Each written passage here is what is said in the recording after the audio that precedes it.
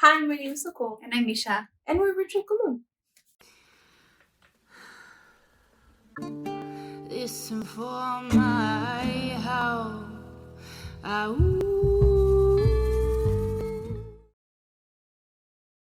So today we kind of want to go back into thinking how learning all these practices about meditation, understanding how your hormones can affect your mood and mental health, how all of this kind of weaves together into the fabric of our lives that we would like to call society. How we are all interconnected. We're all interconnected. And part of, I think, when you really get into the meditation practice and it just becomes part of your day to day, you will start noticing that the way that you relate to other people feels different. Yeah. And you do start to do a lot of healing, whether it's through meditation, mental health, or both, that you start to appreciate others more, or you start to see things of yourself and others and vice versa. And that creates not just a beautiful feeling of brotherly love, right? Or sisterly love or manhood love. I don't know. Patriarchy, guys. It's hard with all the words. Anyway, as the society that we live in makes it really difficult for us to remember one another. The whole name of the game is making it for yourself. Everything is about like the self, especially here in the US. If you're not in the US and you're in another part of the world, it might be different. But for us here, especially, we're a very individualistic society. And what that fosters in us is that our main preoccupation is with ourselves. Not that we shouldn't worry about ourselves because we're a huge component of what makes up our society. But if our only focus is to gain material wealth and things only for ourselves, even if it's good natured things like having a happy, healthy family, but if we just want it for ourselves and we do it without thinking that our actions affect the world as a whole, then we might be making another person's family not so healthy, not so happy. And our society makes it so that we can just do it and not think about it, and we don't have to see it or be faced with the reality of it.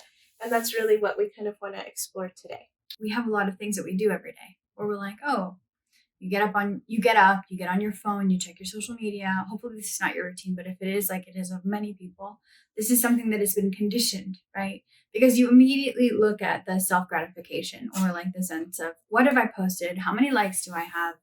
And so you're immediately trying to receive some kind of gratification within the first moments of your waking life. And so you have to ask yourself there, has this been conditioned in me? Is this something that I've just accepted to be on the phone at the dinner table because it just happens? It's what society does. It's what people do now. And you have to ask yourself, like, in these aspects in my life, I love the word aspects. Nicole brought this to my attention. And the aspects We're gonna start a game. How many times does Nicole say holding space? And how many times does Misha say aspects? And when you're looking at the different aspects of your life, you're going to start to recognize that some of the things that you do, you didn't even ever choose to do that for yourself. It's just something that you have seen being done. It's even to the ways of like when you shop, the places that you go, the things that you think are like a trend, the things that you want to wear. Sometimes you'll even look in your own wardrobe and realize your clothes you might not even like, right? It's societal conditioning. These are the aspects of you looking into your life and saying, in what pockets of my own life has this affected me? Mm-hmm. And when you think about it energetically or spiritually, what's happening is this. You're trying to relate to your society. And so you're changing your own individual radical frequency. You're saying, I want to be like everyone else. I want to place myself into the society that's going to accept me. And that's a sense of opening your heart for your society, which is a notable thing.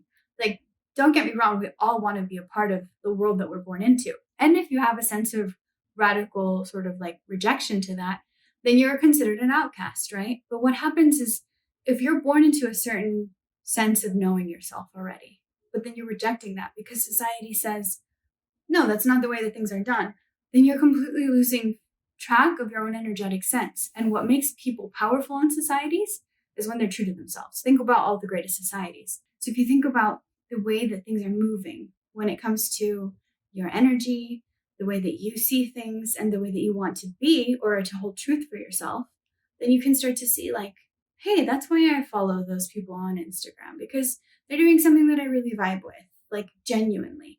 And maybe it's not the fame that they're getting that you need, but maybe it's just the sense of, oh, they're not afraid of like taking really cool pictures. And maybe that's something that you need to try to do instead of thinking that you need to have a picture perfect Instagram account, So I just want to bring to your attention that even in the smallest ways, from the first actions that we see in our own waking lives, we can see conditioning in a certain way.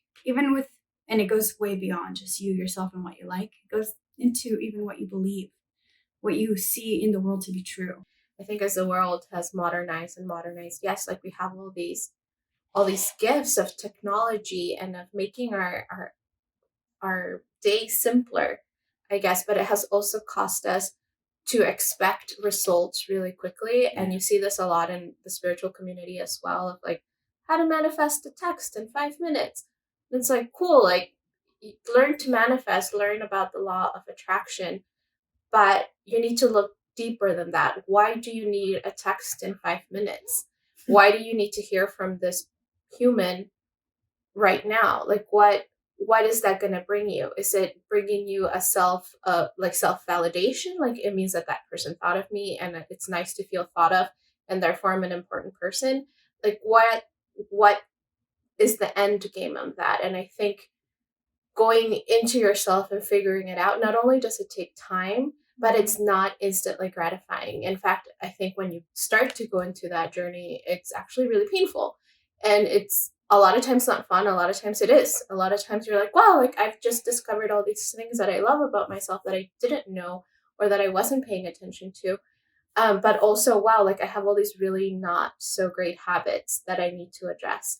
But if you know inside yourself and you've asked yourself all those questions of like, what is my core value? What is it that I want? And is this value that I hold mine? Or is this a value that has been taught to me? Is this a should or a value? And I think we really need to be able to make that distinction, because a lot of the times people's values are built on this weird idea of what the American dream is. Like, I want a family and a house and a nice paying job and 2 dogs and, the whole thing. And it's like, okay, those are things that might bring you a feeling or that something that might value. It's fine to want things. I think it's really healthy to want and desire things. But you need to understand what exactly that is feeding within you. Because when you do understand that, then that means that you're able to reflect that upon other people. And that's what we're not doing as a society. And I include myself in that because it's an ongoing struggle. Mm-hmm. And it's something that we have to be mindful of and think about every day. And with what Nicole is saying, one of the ideas of alignment is being true to yourself. And when I speak about truth, I want to give some credit to those of you that are already trying to make some of those societal conditioning changes in your life and saying, okay, when I show up to my day, what are the things that I prioritize? I just want to put into place, have you considered the sense of self-radical love, right? So what does that mean? Radical love means completely shifting the way that you love yourself, completely shifting the way that you see yourself, completely shifting the way that you feel within your own body, and asking yourself, what societal conditions have asked me to see myself in this way? And how can I radicalize that by just giving so much love to myself? It's almost like you're putting yourself in like a hyper heater. And it's like you're just giving yourself little shoots of love, like through everywhere. And then you're starting to realize like, oh gosh, this part is really cold. This part is really cold. I was really cold. And you realize that those little cold parts are things that society made you feel like hardened or cold. And so one of the most interesting conversations that Nicole and I have had through our podcast is realizing that a lot of people's healing through this has come through self-love or self-radical love. Angela Davis is the person who really talks quite a bit about radical self-love. Yeah. And this idea of it. But I think it's great to have this in mind in your day-to-day, because as you discover those parts of yourself that were feeling cold, that were feeling neglected, that weren't being seen or validated by our society, when you finally get to that place of like, oh, like everything about me is perfect. Like this is who I am. This is what's holding my energy right now. As you work through that, you start to see all the little things and all the little messages that we receive around us that made it so that wasn't possible. Yeah. And it's not just about body image. It's about the things we want, the way that we see relationships, the way that we look at other cultures, the way that everything. You guys, I studied advertising, and I'm telling you, this is what we learned in advertising. Brands literally create brand personality so that you can start to identify yourself with a brand, so that individually you never see yourself as a person by yourself for the things that you truly love. You are literally shoved with commercials and ads and all these paid promotions for companies to get richer for you to believe that your identity is now a brand. Your identity is now a type of culture that you can buy. Yeah. So all we ask is that you start to take little daily vitamin doses of societal deconditioning, and that you see in your own day, where does this exist in my life? And again, like, everything is a process, and it's not about, trying to radically change your whole life at once, because we're still of this world. We still need to function within society, right? Like, we can't just leave and live in a little hole. But being honest with yourself, like, what can I honestly commit to myself on a day-to-day that I'm going to really be mindful of and pay attention to for the good of not just myself, but of others. Okay, well, if you like this video, give it a big thumbs up. If you did not like this video, that's completely fine. We hold space for you. Let us know in the comments below any thoughts, ideas, or whatever, and we will see you later. Bye. If you like what you hear and you want to keep the conversation going, listen to our podcast, Ritual Común Contigo. Also, check out our Instagram, where we have affirmations, oracle cards, and give a special message just for you. Make sure to check out our website, ritualcomún.com. Inhala, Exhala. Inhala. Exhala.